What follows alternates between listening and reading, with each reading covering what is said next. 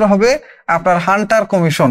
Hunter commission গঠন করা হয়েছিল এই যে লর্ড রিপন কর্তৃক। এটাই ভারতের প্রথম শিক্ষা কমিশন এবং শিক্ষা ব্যবস্থা সংস্কারে উনি অভূতপূর্ব অবদান রাখেন লর্ড রিপন শিক্ষা ব্যবস্থার সংস্কারে। একজন ছিল লর্ড লিটন আর একজন ছিল লর্ড রিপন। এর মধ্যে লর্ড রিপন উনি শিক্ষা ব্যবস্থার সংস্কারে সবচেয়ে বেশি অবদান রাখেন। এইটা আসছিল নিবন্ধন পরীক্ষার একটা প্রশ্ন, 17তম নিবন্ধন পরীক্ষার প্রশ্ন। এবং হান্টার কমিশনটা ওইটার সাথে গঠিত, আর নাথান কমিশন ওইটার সাথে সম্পৃক্ত প্রথম শিক্ষা কমিশন হিসেবে। আর এদিকে নাথান কমিশন এটা হলো ঢাকা বিশ্ববিদ্যালয় প্রতিষ্ঠার সাথে সম্পর্কিত। ঢাকা বিশ্ববিদ্যালয় প্রতিষ্ঠার সাথে সম্পর্কিত। ঢাকা বিশ্ববিদ্যালয় প্রতিষ্ঠার সাথে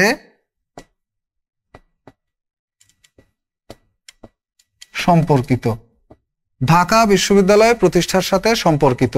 নাথান কমিশন হলো ঢাকা বিশ্ববিদ্যালয় প্রতিষ্ঠার সাথে সম্পর্কিত এবং এইটা আপনার 1913 সালে গঠিত একটা শিক্ষা কমিশন, আর ওইটা 1887 সালের শিক্ষা কমিশন। এটা হলো পুরাতন শিক্ষা কমিশন, হান্টার কমিশন। এবং এটার মাধ্যমে মূলত আমাদের এখানে প্রাথমিক ও মাধ্যমিক শিক্ষা ব্যবস্থা। কুদরতি খুদা শিক্ষা কমিশন 1972 সালে গঠন করা হয় বাংলাদেশ স্বাধীন হওয়ার পরে। এটা হলো স্বাধীন বাংলাদেশের প্রথম শিক্ষা কমিশন। কুদরত ই খুদা শিক্ষা কমিশন এটা হলো স্বাধীন বাংলাদেশের প্রথম শিক্ষা কমিশন। স্বাধীন বাংলাদেশের প্রথম শিক্ষা কমিশন। আর সর্বশেষ যেটা বাংলাদেশের সর্বশেষ শিক্ষা কমিশন সেটার নাম হলো কবির চৌধুরী শিক্ষা কমিশন। সর্বশেষ যে শিক্ষা কমিশন এটার নাম হলো কবির চৌধুরী শিক্ষা কমিশন। সর্বশেষ শিক্ষা কমিশনের নাম হলো কবির চৌধুরী শিক্ষা কমিশন। এটা হলো বাংলাদেশের সর্বশেষ শিক্ষা কমিশন। এটা 2010 সালে গঠিত হয়।